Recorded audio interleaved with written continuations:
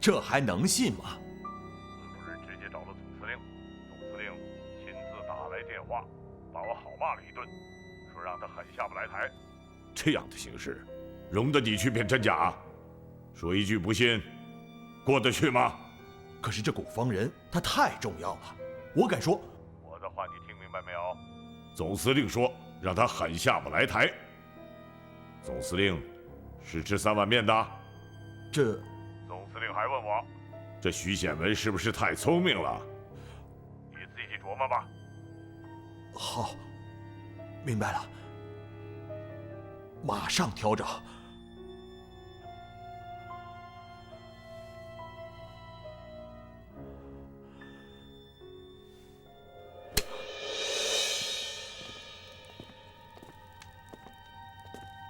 睡够了吧？昨天睡得怎么样？有没有做噩梦啊？你说呢？我看见你就是噩梦。我跟你说过，你别激我，我有的是时间陪你。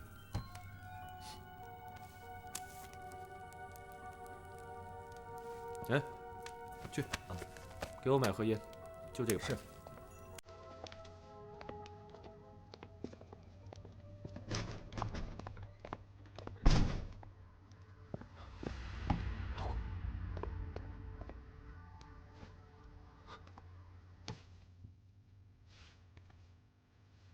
你说我是噩梦是吧？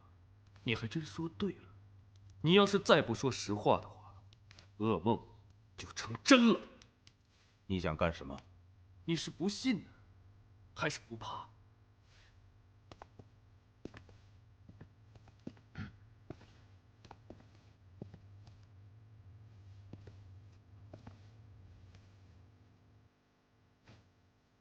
不信是吧？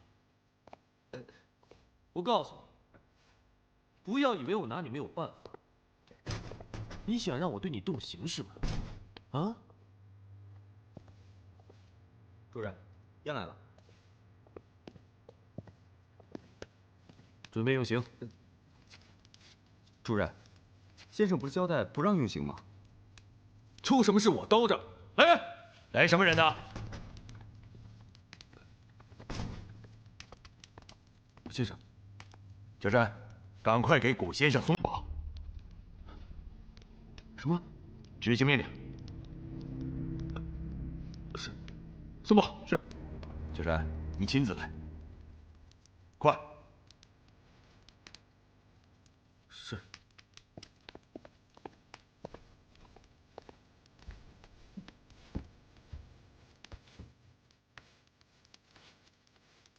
顾先生，实在是一场误会，非常抱歉。慢一点啊，慢一点。来来来，慢一点。替我给蒋总司令带个好。顾先生放心，那是一定的。我还得谢谢你，要是没有你及时的制止你的手下，我古某的性命恐怕就难保喽。年轻人啊，不知深浅。哎，小山，过来，赶快向顾先生赔罪。顾先生，我也只是执行公务，有什么得罪之处，还请先生见谅。不知者不怪，你已经很有耐心了，就差那么一点点。顾先生，请。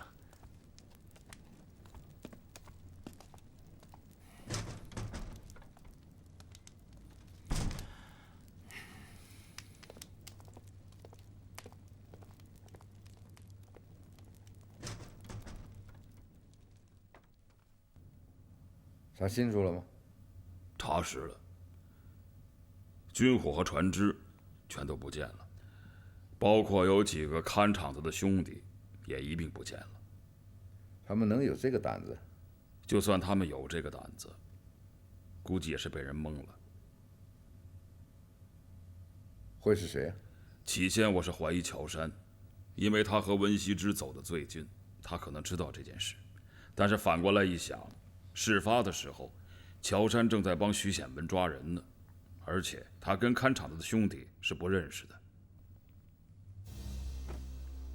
怎么，把人给放了？哼，孙夫人的面子，总司令还是要给的。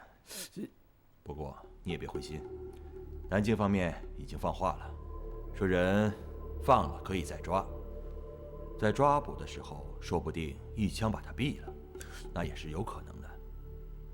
先生，您的意思是？哼，大人物的面子再大，也大不过党国的大计。那是，那是。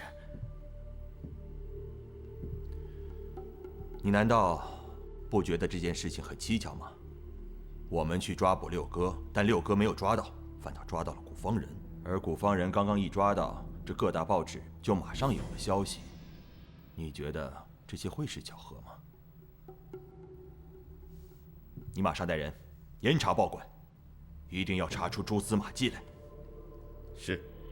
还有，我估计古方人8成会离开上海。他要离开上海，一定会带着六哥。跟紧。先生，恕卑职直言。说。我估计，六哥已经离开了上海。什么？你再说一遍。六哥，可能已经离开了。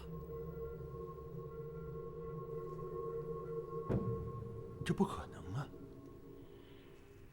老爷，原来的买家把那批货的钱付得差不多了，我认为不见了也好，我们也没什么损失，最起码我们也没有麻烦。可咱们印了新的买家，这要问起来怎么交代？这新的买家说是孙传芳的幕僚，您想想看，孙传芳他自己都下野留洋了，他那些幕僚还有什么用啊？大不了咱们把定金还给他们。话是不错，可我总得弄清楚是谁干的吧？这么贵的东西，藏得那么深，就凭空不见了，这胆子也太大了吧？这样下去还得了啊？实在要查的话，倒是有2件怪事，不知道有什么联系没有？什么怪事？其一，就是乔山，他带了很多的兄弟，租了很多黄包车，帮他去抓人。老爷，您想想看，徐显文现在可是人多势众啊，他乔山单他就要管60多个人，为了抓1个人，用得着带那么多人去吗？先生，黄包车是挡住了厉行社的人，可是把我也给挡住了，我都没看清楚古方人到底是几个人。你是说还有六哥？当时六哥应该跟古方人在一起，除非有人代替古方人照顾他，或者这一切都是安排好的。不，这也太精确了吧？先生也觉得太精确了？不，就不可能。如果有内应，就可能。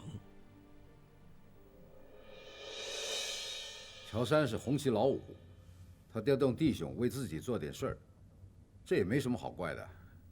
其二，就是韩非。韩非在乔山抓人的时候，韩非去了烂船湾子。烂船湾子，那可是我们龙门的密中之密，除非到了要命的时候，绝对不会。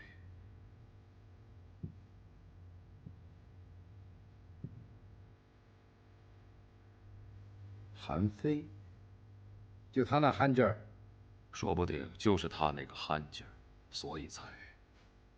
他是憨，但不傻。说他去烂船湾子，我信。可是军火，我想他也不会。但是如果有人唆使，令他百般相信了，以为这个事情是老爷您的意思，或者是他干了这个事对老爷您有好处呢？唆使？谁有那么大胆子？啊不，应该说谁有那么大本事，让韩冰那一根筋的人听其摆布？在龙门，算来算去，也就这几个人，稍微查一查，就能清楚了。龙门是以水运起家的，他们掌管着很多明暗码头和船坞。小魏他们这次，我看很难找到。你是说，我们在搜寻上有漏洞？可能是被人钻了空子。这种可能性大吗？尽管小魏他们很有经验，再加上那么多军警，按道理，可能性是微乎其微。可你刚刚不还说被人钻了空子吗？可，如果有人既了解明暗通道，并能使用，还知道我们的行动计划和行事规律，那这样说来，那就只有乔杉了。可即便如此，这也是很难的。难是必然的，但完全有可能。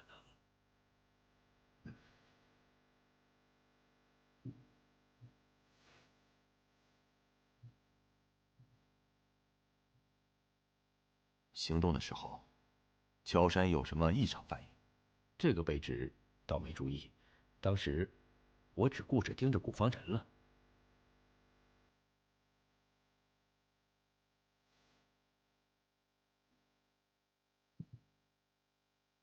老周啊，我们做工作不能仅仅靠推测，一旦错了，坐视良机，我们更不好交代。这个卑职明白，刚才这些确实是我的推测，不过想到了，我就得汇报。如果不汇报，那就是失职。好，难得你一片苦心，不过我倒是很欣赏你这种多思的习惯。先生过奖了。我看还是不能放松对乔杉的监视。你去安排吧，盯紧了他。卑职定不辱使命。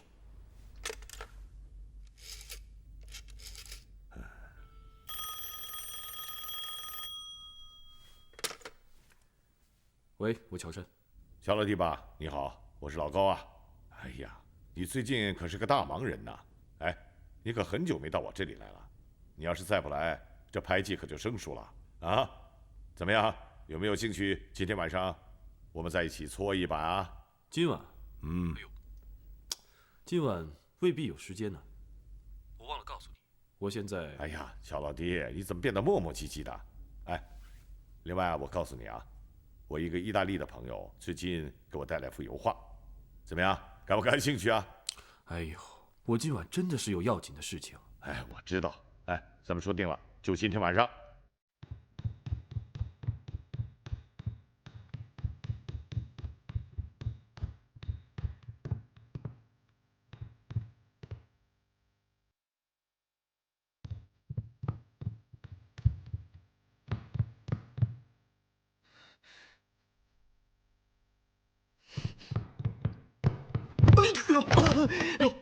小魏，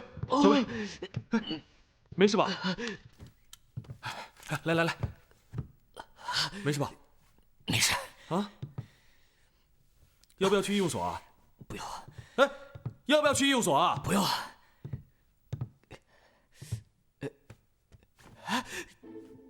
我枪呢？乔杉，我枪呢？枪？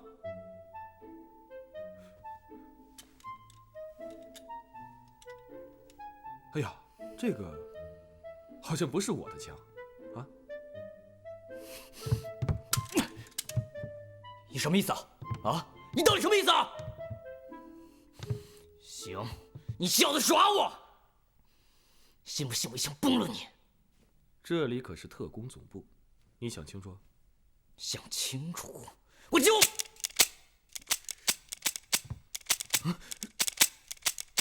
哎呀，你怎么真开枪啊？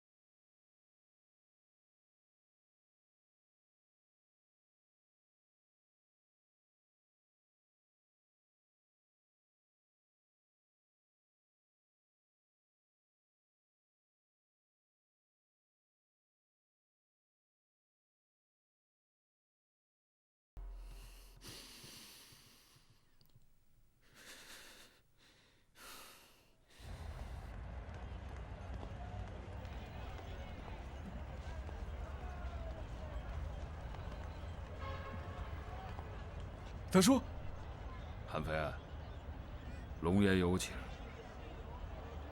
上车。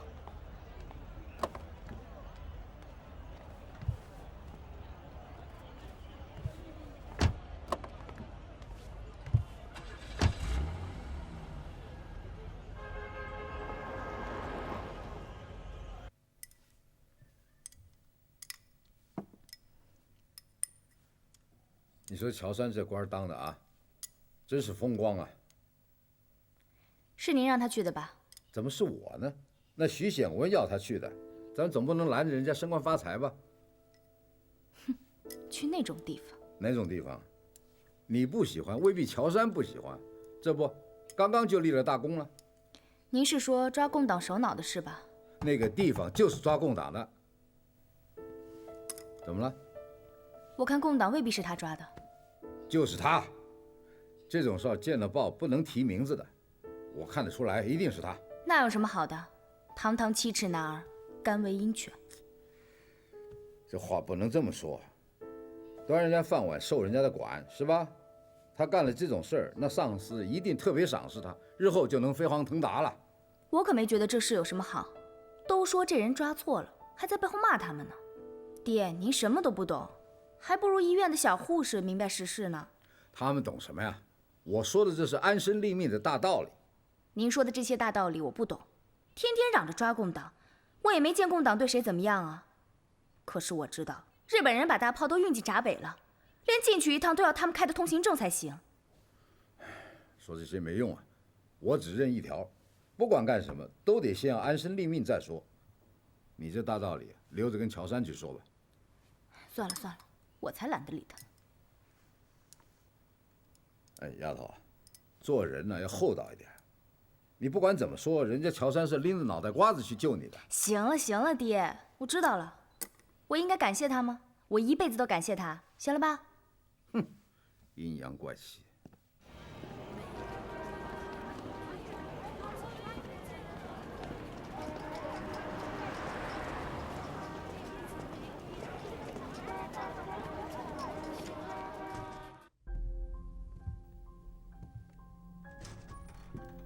高老板，哎呦，乔老弟啊，你可终于来了。乔山同志，老谷，你怎么在这里？偌大的上海滩，只有老高这里能给我一时的平安。哎，惭愧啊。老谷，那天晚上实在对不起，由于那时候的情况，我能理解，我还嫌你演得不够呢。对了，高老板，是你想办法救到老谷吧？哎，我能想出那么高的招来吗？那别猜了，是我们的一名同志。至于是谁，目前我还没有确定。不管怎么样，你安全就好。这几天我想了好多办法，都没有用。我能感觉得到。好在客人跟文雅都已经安全了，不然我不可能一点消息都没有。好，你们说吧，我出去看看。啊，一会儿回来打牌啊。啊，好。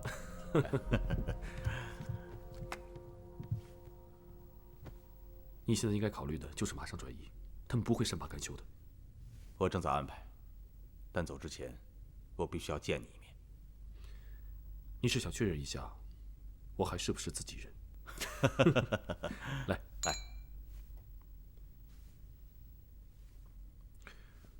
对了，老顾，那天我真的演得不够吗？在那种环境下，这脑袋后面一定要长眼睛。知道了。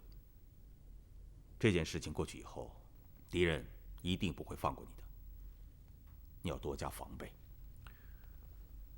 周家坤一直派人跟踪我，那你来这里安全吗？至少今晚他们不敢。出来的时候，我已经教训了一下他底下跟踪我的头子。我要安排你走，一定要切断这条尾巴。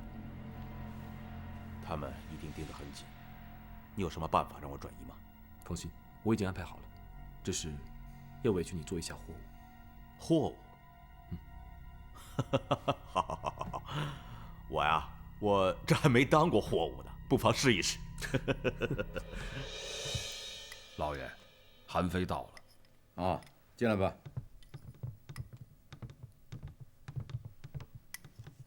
龙爷，师妹，坐，到这儿坐。哎呀，让你坐你就坐嘛。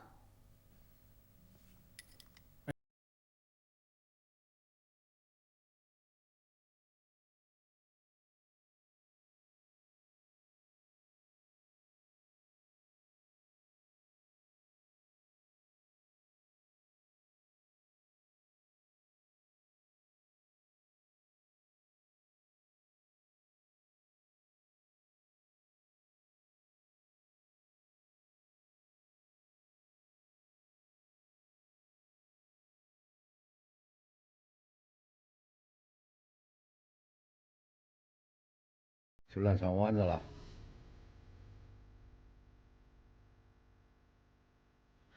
是。老苏湾旧船屋呢？去了。你可以说没去过。去了就是去了。我就喜欢你这痛快劲儿。继续，别让我失望。是。那3条船呢？我送走了。船上的东西呢？一起送走了。送哪去了？不知道，我只管交给接船的人。什么人接的船？不清楚。看场子那帮兄弟，也一并跟着走了。是。那是去湘赣了。不清楚。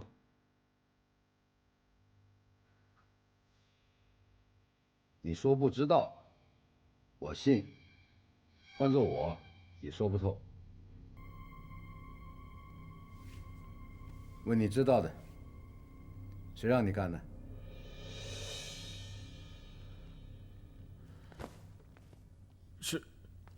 是我。龙爷，我想挣钱，我想发财，我对不起您。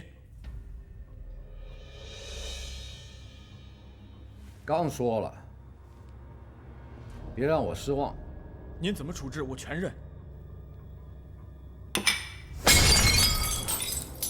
谁？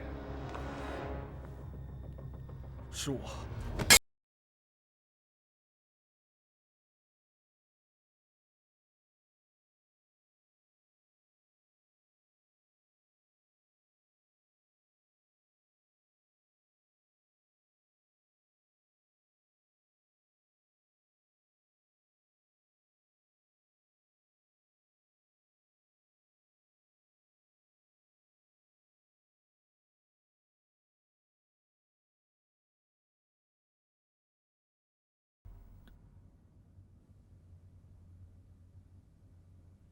世龙说话，这面子要给，把他捆起来，跪在瓷片上。什么时候想说实话，什么时候起。龙爷，闭嘴！韩非，你是死人啊！我让你别对外人说，我爹是外人吗？你招哪是不是？宝宝，你别理他，他就是个榆木疙瘩。爹，那件事是我让他做的。师妹，你闭嘴！你别蒙我啊！我蒙您干嘛呀？我检查席之的遗物，发现他寄了些东西，我就找他商量。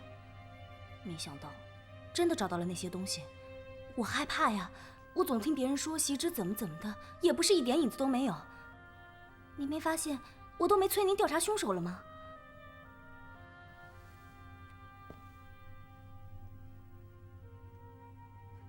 那是因为我知道席之他已经不在了。那些东西留在那里就是祸根呐。正好我想买医院的股份，我以为您不知道那些东西呢，所以就没跟您说。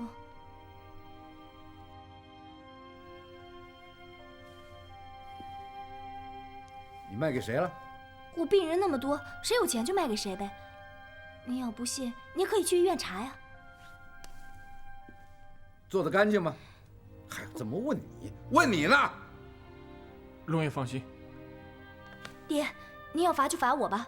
您要再不让他去医院，他就该没命了。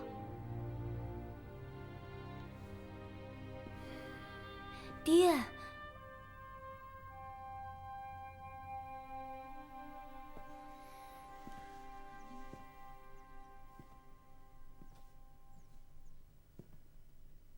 你信是宝宝吗？老爷信吗？问你了。老爷信我就信，老爷不信我就不信。我信个鬼啊我！哼，人呢？在医院照顾韩非呢。韩非？您觉得这件事情的主使应该是谁呀？还有谁呀？乔杉呗。宝宝有句话说对了，那东西在就是个麻烦，现在不在了，死无对证最好。可乔杉小姐还有韩非都在，怎么可能死无对证啊？韩非那驴让你看见了，宝宝呢人小鬼大，有他在特工总部过了一夜的事儿垫底，我也不担心。乔杉就更不用说了，这3个人摆在一块儿，根本就是个死无对证。都长大了，一个个都有主意了，咱玩不过人家了。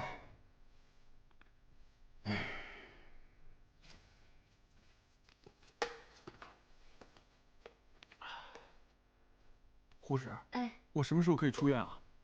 这个呀，我得问问医生。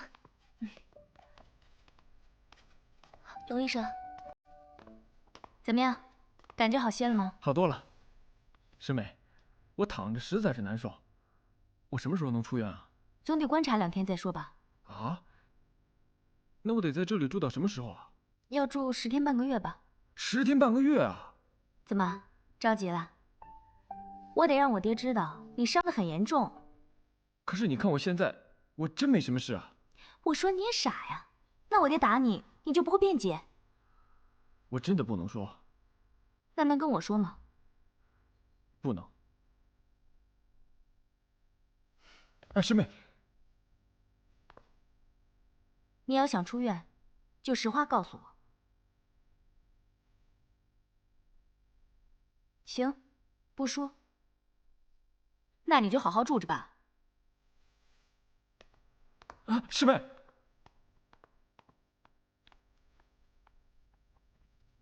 韩非，不就是在医院里拿枪指着你的那个愣头青吗？就是他，他跟乔杉关系密切，可大户饭店事发的时候，他却不在场。不在？那些拉车的都是乔杉找来的，看上去乱哄哄的，可其实这事并不好做。讲下去。反正要是我肯定要挑选那些亲近的人领头干。接着讲。可是亲近又好使的韩非却没参加，您不觉得很奇怪吗？奇怪倒是不奇怪，那就要看他到哪里去了，在干什么。我在细查。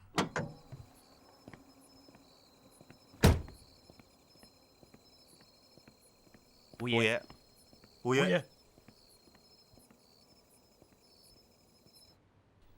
你帮我买点补品，去看一下韩师兄。你跟他说，忙完这阵子我就去看他。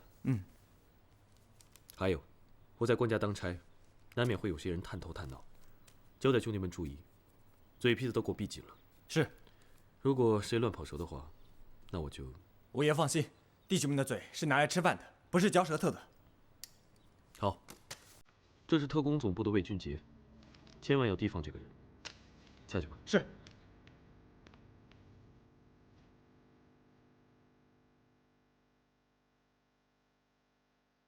我已经说过了，韩非头部严重创伤，现在神志不清，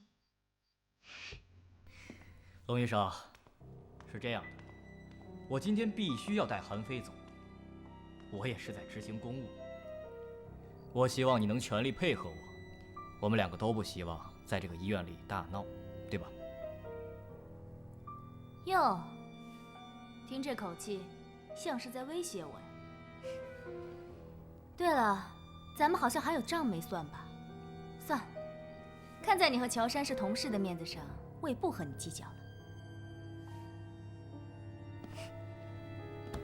龙医生啊，乔杉很快就不是我同事了，你跟我说这些没有用啊。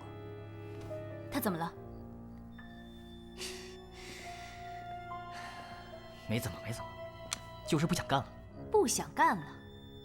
哼，乔杉要是不想干了，那一定是你使的坏吧？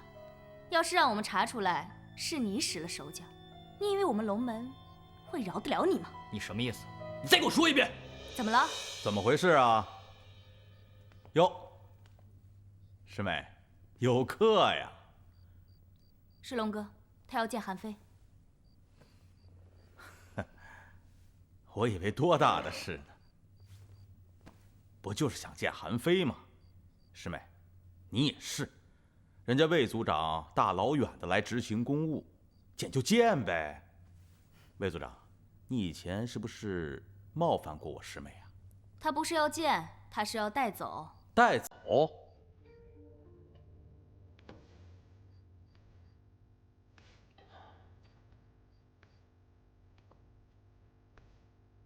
带到哪里去啊？带回去问几句话。哎呀，这可就难了呀！我刚刚啊去见过韩非，病得不轻啊，连我这个师哥都认不出来了。你把他带回去，还能问出个啥呀？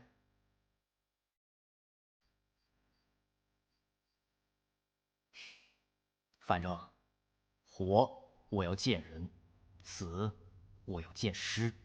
得，我带你去，请吧。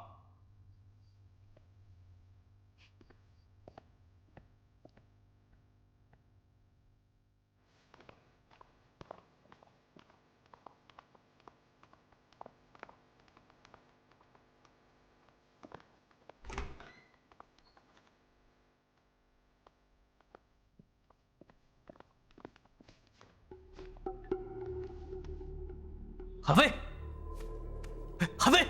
哎，魏组长，他是病人，你轻一点啊。这怎么搞的？都怪韩非兄弟啊不懂事，触犯了家规，龙爷对他实行了家法，下手是重了一点。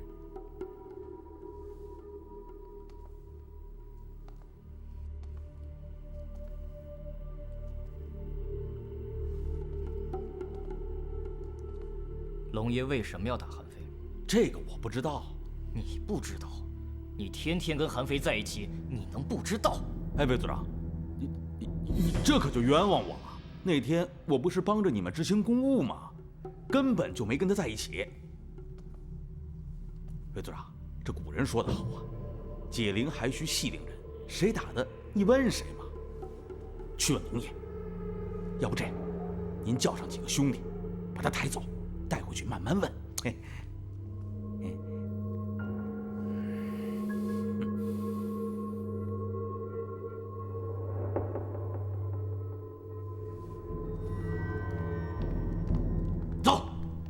慢走啊，魏组长。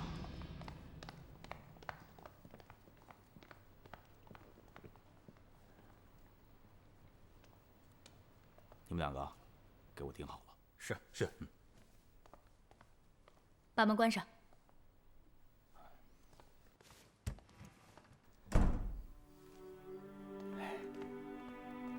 兄弟，装得太像了，像不像？我根本就没看出来。演得挺像啊。你们俩到底在搞什么名堂？这件事到底和乔杉有没有关系？师妹，这件事情你就别问了。不说是吧？好，我自己去查。等我查出来，我看你们俩还怎么装。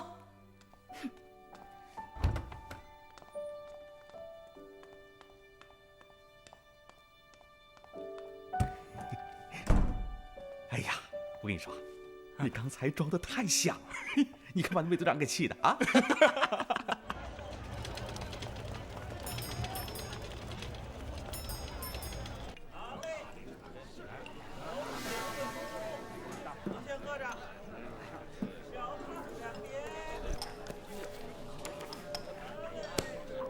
你要的东西都在这。消息可靠吗？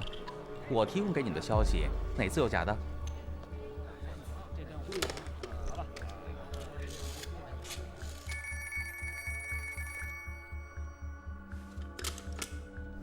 我看到特工总部的人在饭馆里和一个日本人鬼鬼祟祟的，好像在交易什么东西。这是你这次情报的报酬。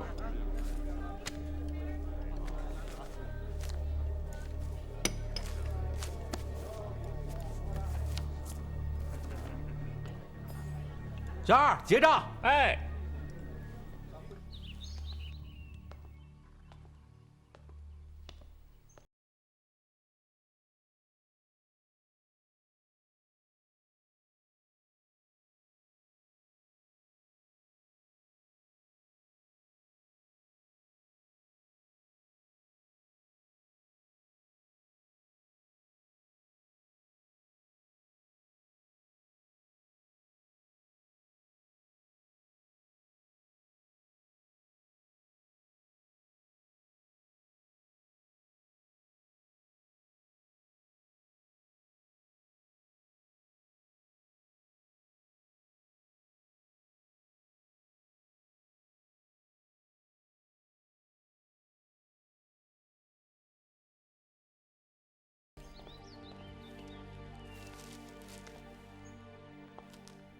少佐，根据线报，特工总部的这次行动不光是要抓共党要犯那么简单，好像还牵扯到一批物资。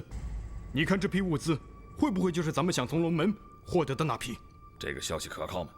消息来源于特工总部，应该不会是空穴来风吧？这个龙普生从来就不想跟我们大日本帝国合作，总是在这里给我们兜圈子耍花样。不管这件事是真是假，反正和龙门脱不了干系的。看来是时候教训教训这个龙普生了，马上传出消息，让他们窝里斗起来。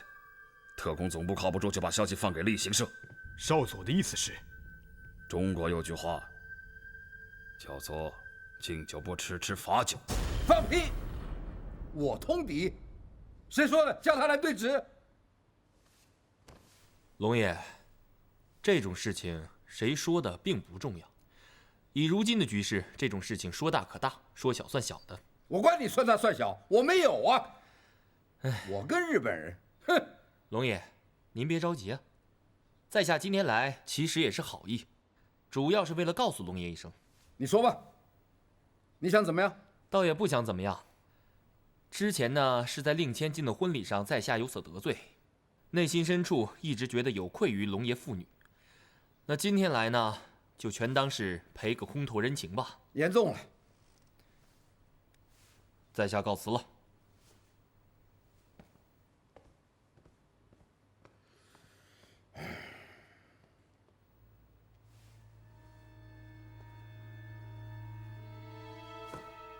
动起来了，许东城去找了龙普生。这并不能说明什么。我好像明白了您的意思，您是想通过密报，让许东城通过背后的官方组织和龙普生的帮会，还有乔山背后的中国官方组织，三方互相猜忌。你越来越用心了。谢谢。那我们下一步的打算是？你告诉他们，密切注视，中国人非常狡猾，他们未必按照我们的计划行动。是。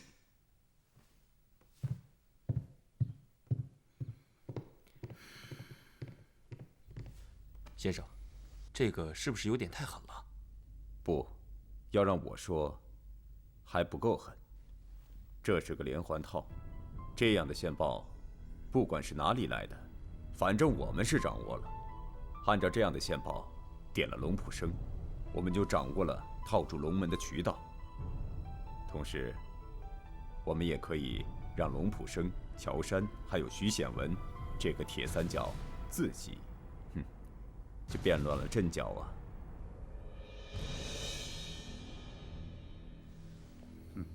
千躲万躲，还是没躲过，真恶心呐！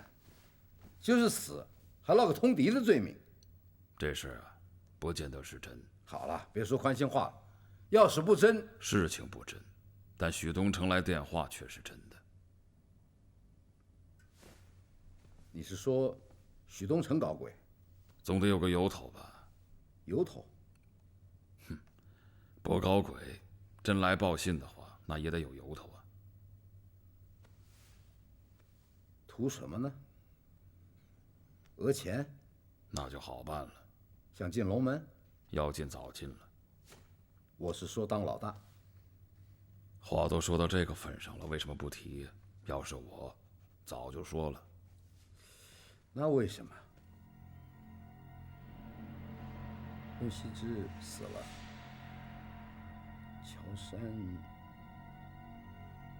乔杉，打电话给乔杉，让他明天一早来见我。是。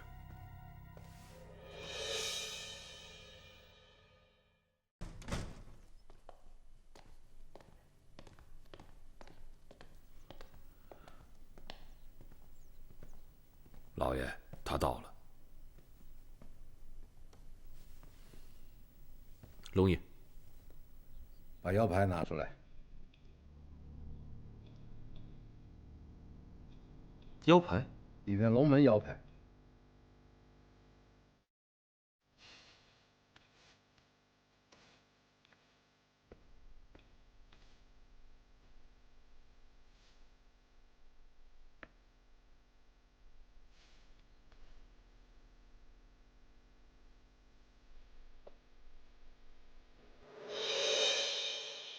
龙爷，这是龙头牌，龙门帮主的信物，只此一方。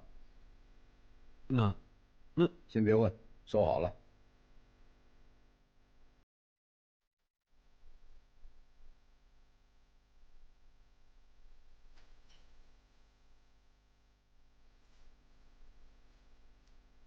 许东城来过了。他来干什么？找后账？找后账倒好了。他告诉我，有人告龙门私通日本人。这不是无中生有吗？是，但是无风不起浪啊。我看他是无风三尺浪。龙门的基业得来不易，我想好了，真要让人扣上什么罪名的话，是我龙普生有罪，龙门不能担上干系。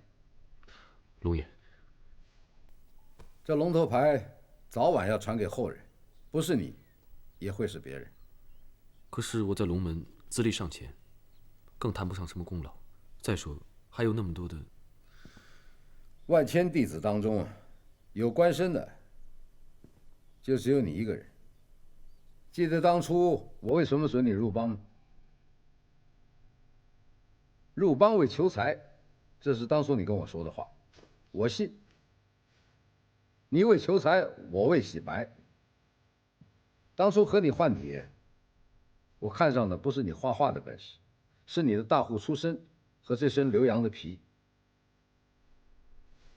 我没有儿子，帮中弟子都是草莽。本想呢，宝宝能嫁一个，不提了，提也没用。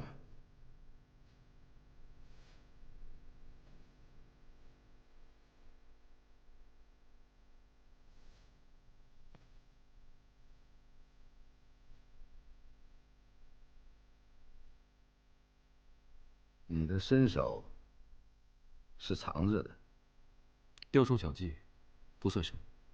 身手怎么来的，我不问，也问不出来。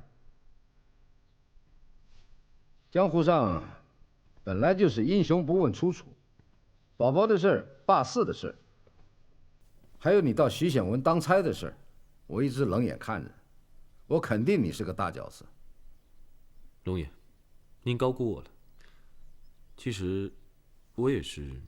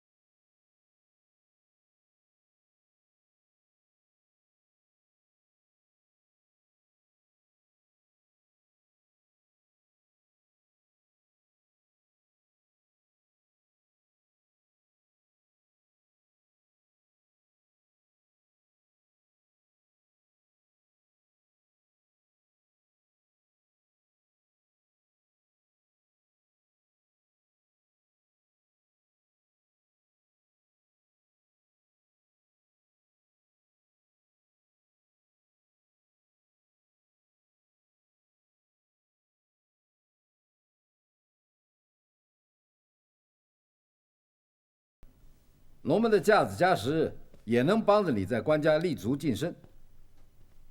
我这话能听得进吗？弟子谨记。还有宝宝，我看得清楚，他并不是真的讨厌你，不敢说他心里有你，但那早晚的事儿。龙爷，您可千万别，顺便他心里……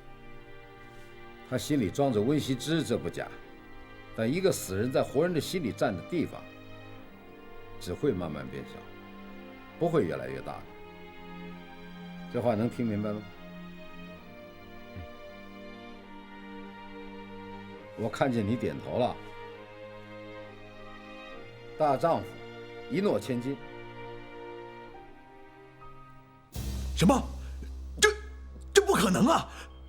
哎呀，会不会是消息有误？你可以不信消息，但你不能不信委员长啊！可是，这委员长不是也听别人说的吗？这话跟我说说也就罢了。啊，是我失言，是我失言，还请老兄。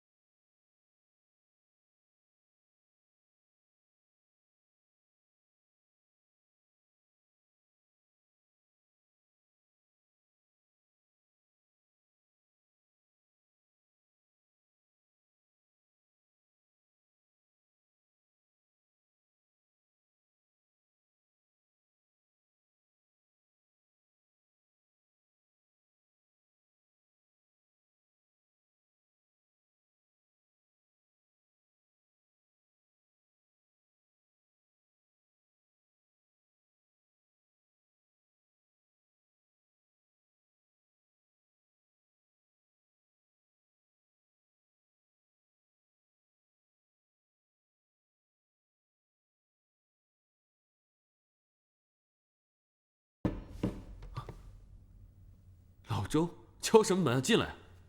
乔主任，有些话还是出来说方便。在这里不能说吗？受不了你拉磨的性子。走。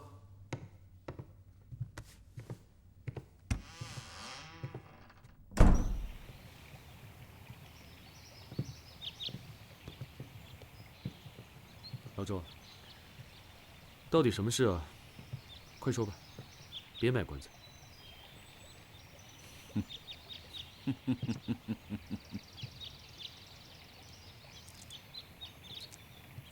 别动！别动！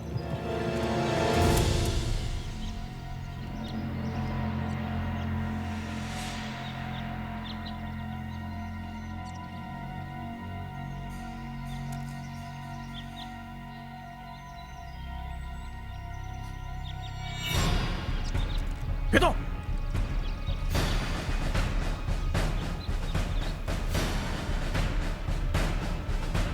再动我们就开枪了！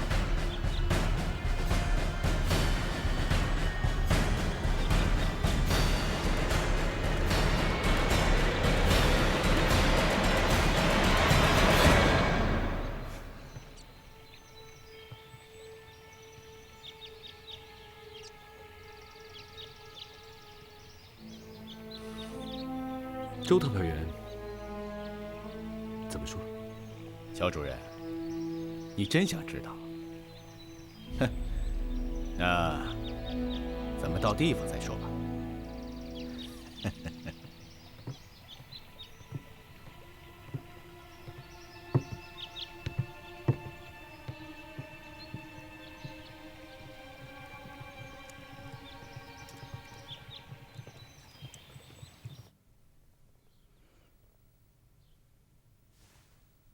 说话呀！说什么呀？您不是都定了吗？我定什么了我？这不是在跟你商量吗？您话都说出去了，才来跟我商量，有您这么商量的吗？有些话一半句说不清楚，有些事一步错，步步错。反正我相信啊，乔杉一定知道我的良苦用心。好啊，那您就信吧，别来问我呀。这不是在说你的事情吗？怎么能不问你呢？您要是问我，我就一句话：龙头牌爱给谁给谁，那是您自己的事。反正我是不会再嫁人了。就为个共党守一辈子寡？我不是为……您别再逼我了，行吗？这哪是要逼你啊？这不是为你好吗？您为我好就别管我的事。你是我女儿，你那套洋人的观念别跟我说啊，在这儿，在咱们家都行不通的。我问你，见乔杉去哪了吗？没有。那知道他去哪了吗？他都吃官饭了，您不去问官家，倒来问我。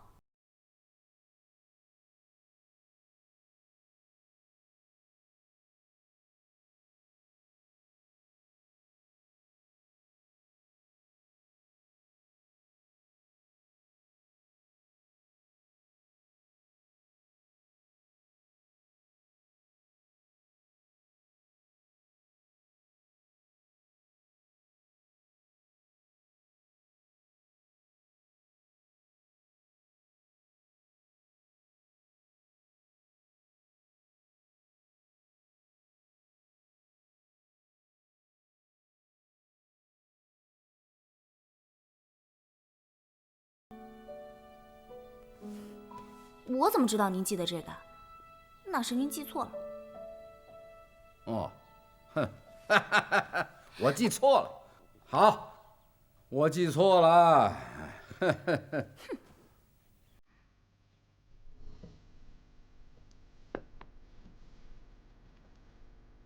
乔主任，把你请到这里来，是有几个工作上的问题想问问你。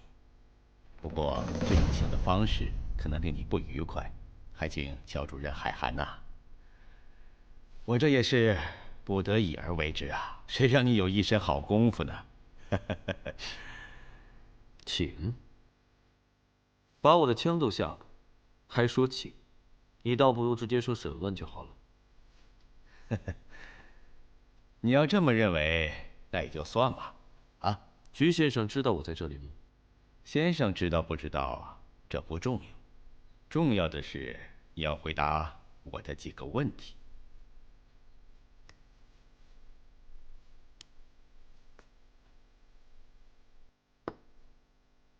那天晚上的事，我已经交代明白了。江秘书也做了笔记，你可以去问他。如果查那些能够解决问题的话，我就没必要把乔主任再请到这里来了。那你还想知道些什么？你可以把江秘书叫过来，你去问他。人力黄包车是我叫的，你也看到了，例行社的人来了起了什么作用？不错，黄包车是乱了例行社的人，可是也乱了我们自己。那是你乱，我那组可没有乱。那6个人呢？人呢？我怎么知道？古方人还没有审，你们就把人给放了。我手下的人到现在还在搜他呢。据我估计，6个的人早就出了上海了。你凭什么这么断定？只要古方人在，6哥就在。更何况他是个病人。难道古方人就不能委托别人照顾6哥吗？如果是你，你会把这么重要的人委托给别人？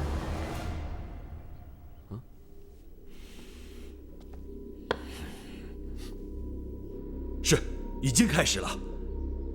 是，我亲自去。明白。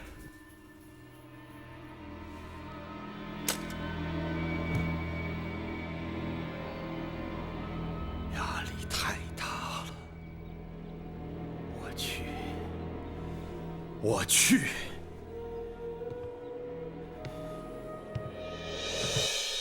我已经说了100遍了，因为例行社的人露了头，我没法再等，只能先抓古方人。你听不明白吗？不对，你说的没有100遍，才29遍。你到底想干什么？29遍呢，几乎一模一样。哦，对了，只有2遍有些出入，只错了3个字。我服了你了。不，乔主任，你更让我佩服，29遍呢，一模一样。哼，咱别玩了行吗？就这么点小事，你想让我怎么跟你说？还能说出什么花来呢？那倒不必。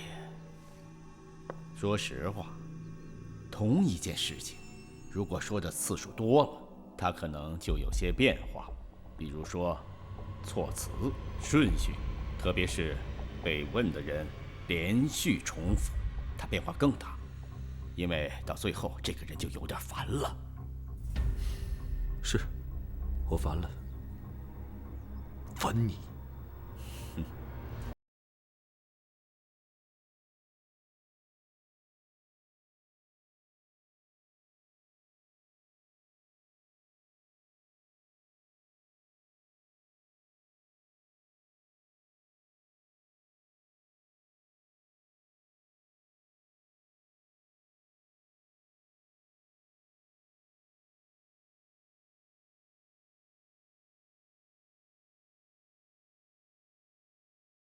您刚才说什么？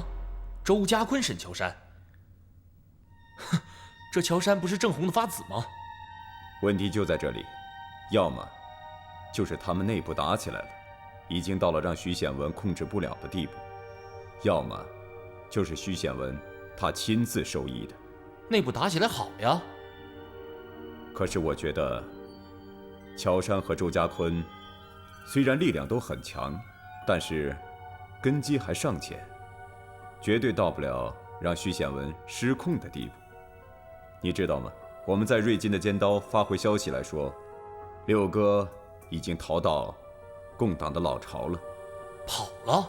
就是因为六哥跑了，南京方面对特工总部非常的不满意。这次周家坤审乔杉，8成就是和这件事情有关。哎，醒醒，醒醒！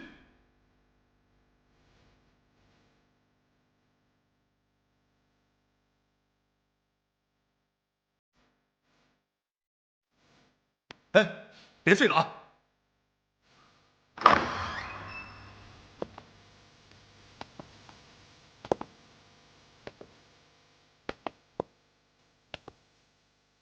你们怎么回事？啊？怎么能这样子对待乔主任呢？懂不懂规矩？出去！是。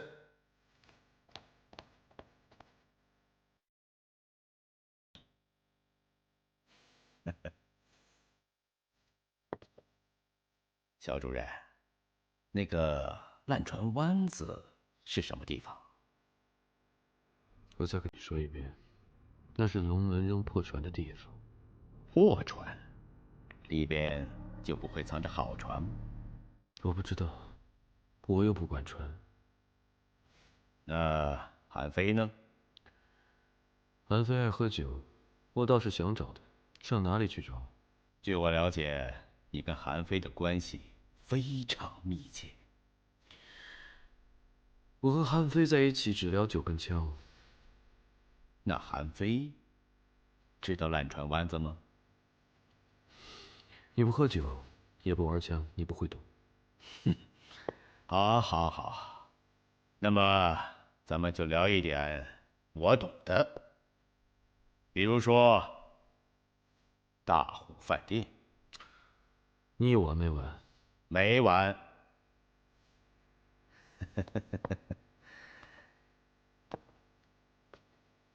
这件事情不讲清楚，肯定完不了。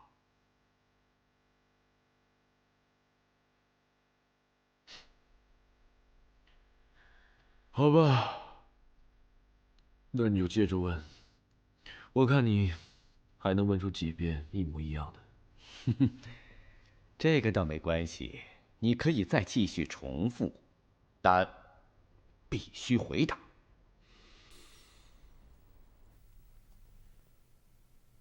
审了一天，就这个结果。他一直都避重就轻。避重就轻？我看是你没有抓住重点。你瞧瞧，这都是什么？看看，诊所、咖啡厅、婚礼，我问的是六哥。六哥现在已经回到了共党的老巢，连委员长都亲自责问了。卑职明白，我只是想证实。证实什么？证实他是共党，对不对？是又怎么样？不是又怎么样？我现在想知道的是六哥怎么样跑的。我告诉你，这不是一句简单的话能够说得过去的，必须得有详细的事实经过。所以必须先突破他的心理防线。只要他承认他是共党，哎，他人现在怎么样了？一天一夜没吃没睡，已经蔫了。去，有进展之后马上向我汇报。是。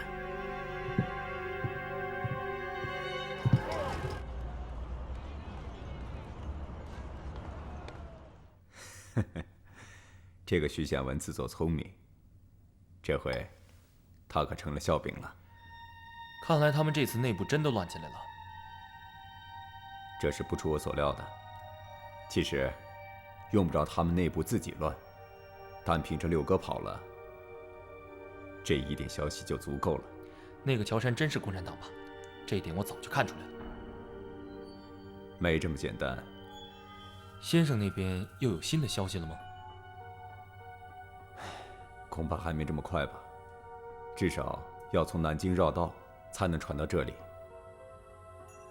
这些都是政治，像你这样一线起家的，缺乏的就是政治的敏感性。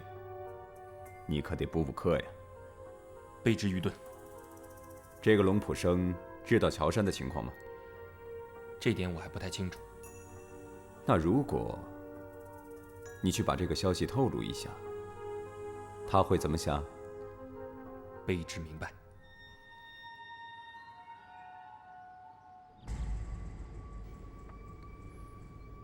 报告，进来。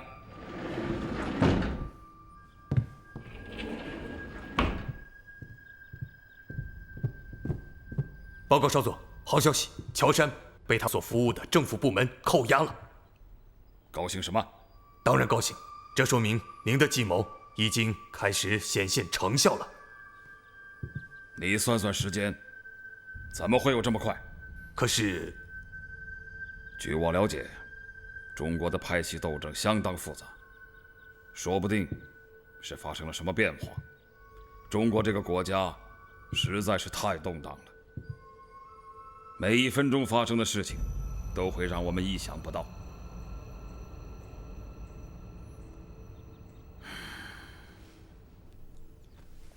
多谢许组长前来相告啊。哪里，龙爷，今天我来呢，主要是怕您误会，所以你我之间没什么误会。之前说什么通敌不通敌的，你其实不用来通知我，我自然会给郑先生一个交代。至于乔杉，命是他的，差事是他自己要去的，他自己负责，我都管不着了，你就更用不着费心了。那既然是这样子，东城就。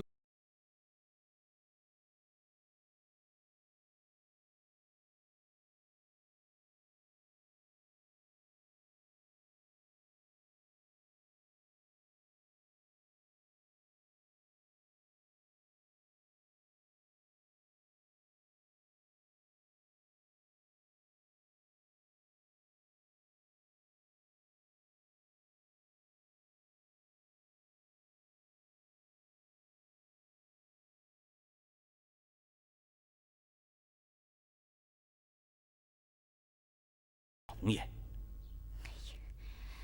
师妹，你不用急，你放心，一定会有办法的。不行，咱们一定要把他救出来。咱们？那个不知名的人又来消息了，说乔杉被徐显文扣下审问了。审问乔杉？有线索吗？没有。再来消息，一定要特别注意细节。好。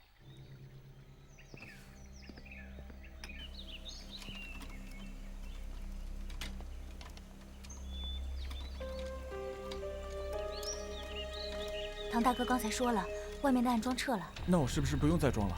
不行，别乱动，你现在是个傻子。既然暗桩撤了，是不是乔杉就没事了？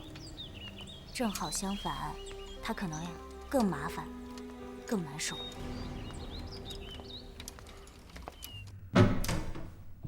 特派员，准备好了吗？准备好了。开始吧。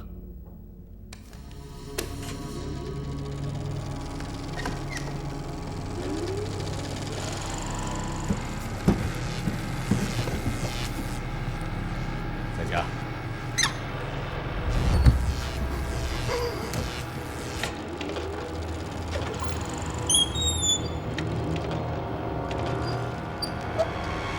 在家呀。特派员，在家会不会出事啊？服从命令。是。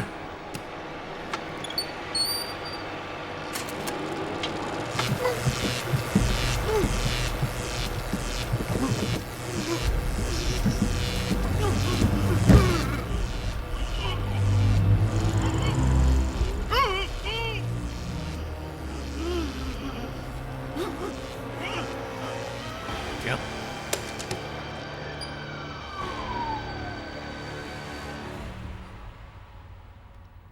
在家。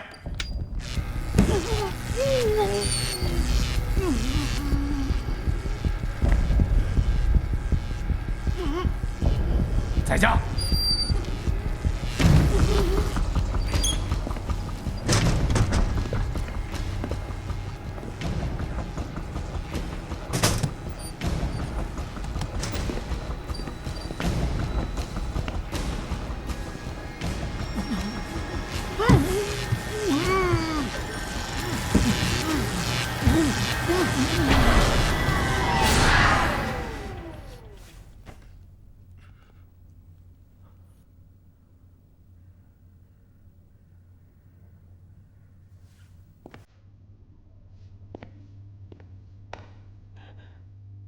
周家坤，你给我听好了，在事情没有给我搞得水落石出之前，你千万不能给我搞出人命来。先生，不会出人命的，卑职心里有数。怎么样？现在有没有查出什么确凿证据？目前还没有，不过卑职一定能查出来。你可给我记住了。这是你说的。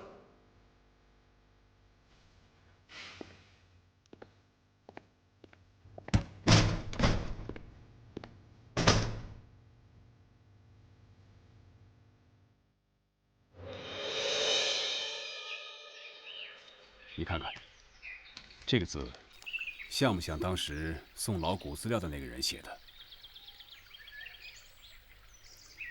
这个应该是用左手写的。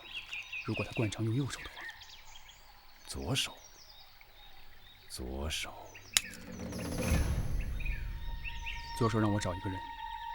什么人？一个 CC 的特务。那帮狗腿子，恨不能把我们吃了。真能定事？我有70%的把握。左手紧盯他很久了，剩下的就得看我们了。啊！西明，哎，你来特工总部多久了？1年多吧，快2年了。先生对你薄不薄？不薄。薪水够花吗？够花。那就好。你也知道，你们这个部门呢，是负责采买药品和设备的部门。啊。说白了就是花钱的部门。所以很容易呢，出现一些问题。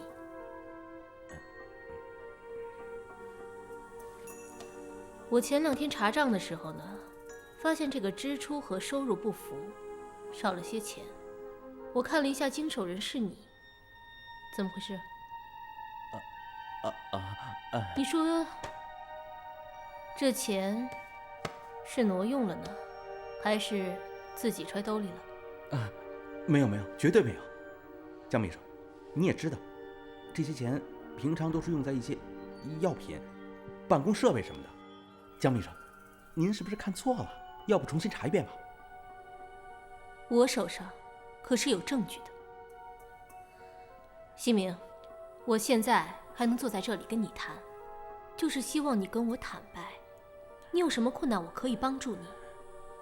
如果这事要是让先生知道，那可是要蹲大狱的。别，江秘书，千万别。江秘书，跟你说实话吧，我娘一个人在家生病了，没钱住院，要不我也不可能动这个念头啊。我娘一个人从小把我拉扯大，我不能眼睁睁看她病死啊。江秘书，您就网开一面，我要是真进去了，我娘可就没人照顾了，毕竟她70多岁了。好吧，念你一片孝心，饶你可以。要不然把这个漏洞补上，要不然给我写一封辞职报告。江秘书，我可不能没有这个工作，我娘还不要给我讨价还价。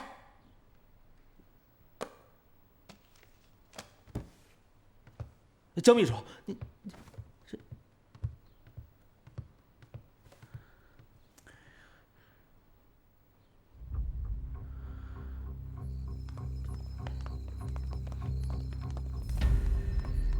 师妹，你就不要去了。我一定要去。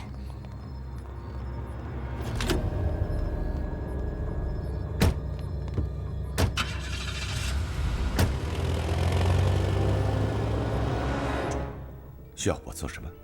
做这件事需要冒点风险。哎，你就说吧。我们需要一批盘尼西林。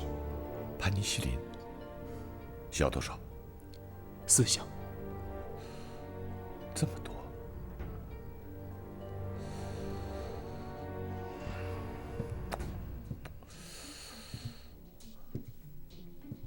数量这么大，的确有些困难。国民党为了他们所谓的剿共计划，对药品这些物品控制得非常严密啊。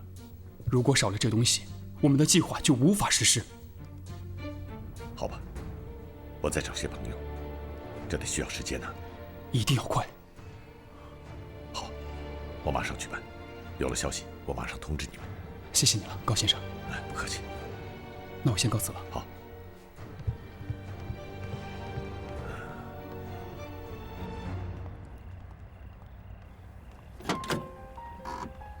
师妹，太危险了，你还是不要去了。哎呀，行了，你就别劝我了。你要是再劝我的话，那你就别去了，我自己去就行了。走吧。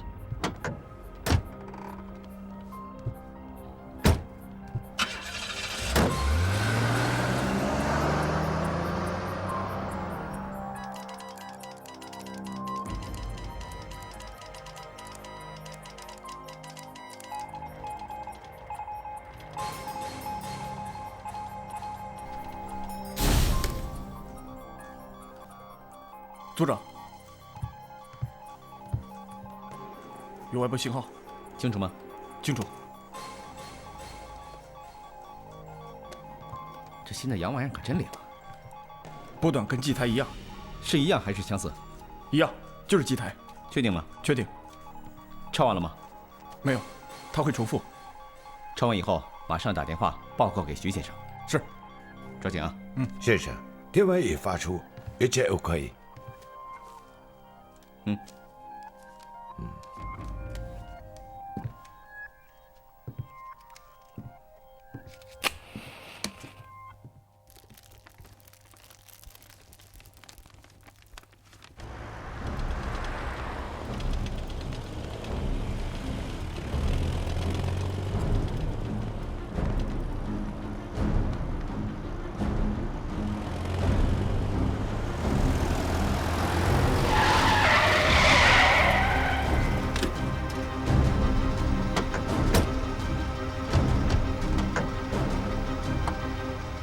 德叔，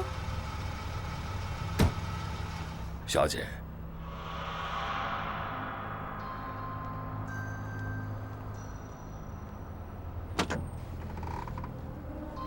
爹，你非要去，我就陪你去吧。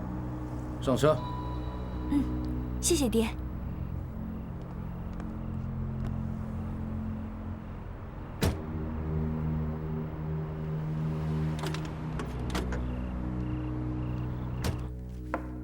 报告，进来。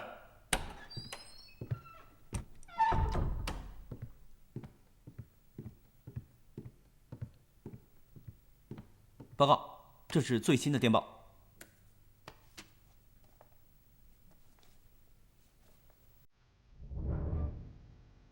确定是 G 台吗？确定。马上报送南京总部，交破译中心破译。是。还有，新设备启用之后，一共截获了几次 G 台电报？算上这次的话，应该是第5次。全部抄录去。是。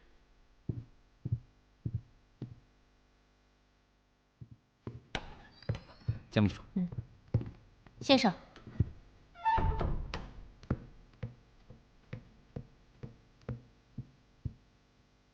先生，南京送来的。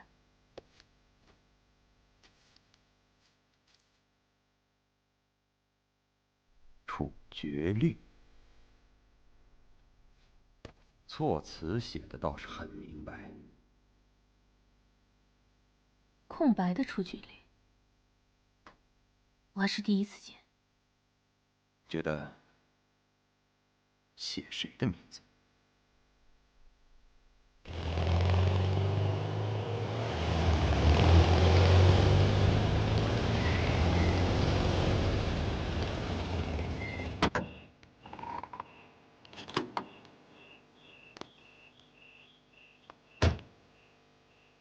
哟，龙爷，您来了，里面请。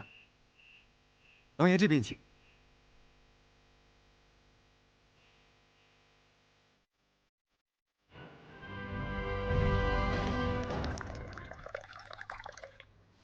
请用茶，龙爷。乔杉呢，只是一般的工作审查。他刚刚来到特工总部，工作时间不长，有些手续当时有些操欠了，加上最近不是出了一些事情吗？这上峰啊要求彻查。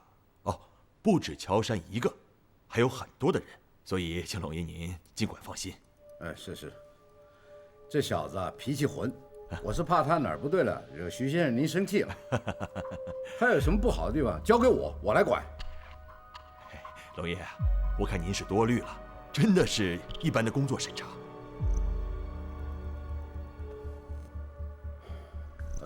小女想见见人，您看。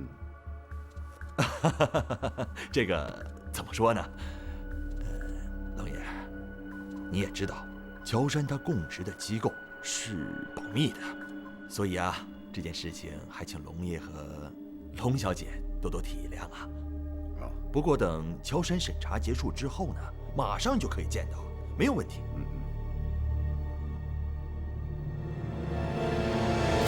小主任，你就承认了吧，你就是灵猫，六哥就是你送出去的，这样子大家都好。何苦撑着，撑到自己有什么好？自己好好想一想，想明白了，不就彻底解决了吗？你这样子做下去，对大家谁有好处呢？你何苦这样子呢？你就别装死了。我知道，我说的每句话你都能听见，你的意识是清醒的。你看你这是何苦呢？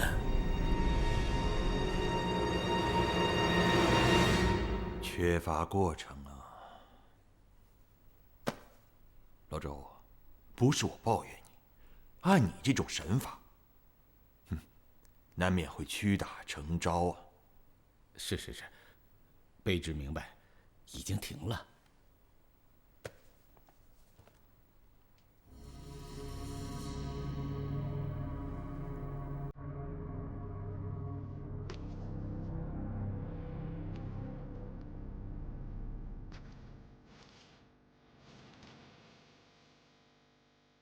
这，你看着办吧。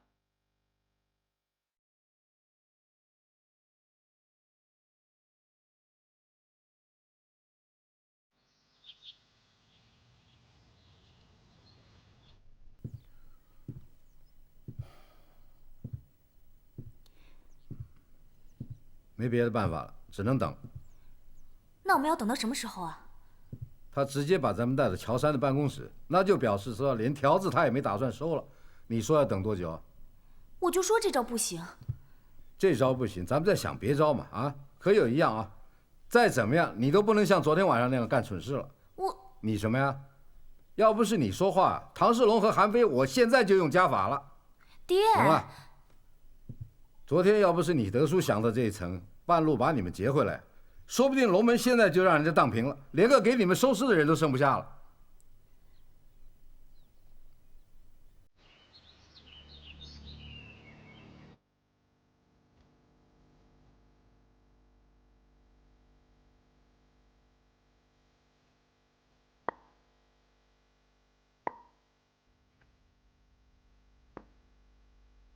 小山，让你看个东西。你看他名字写错了吧？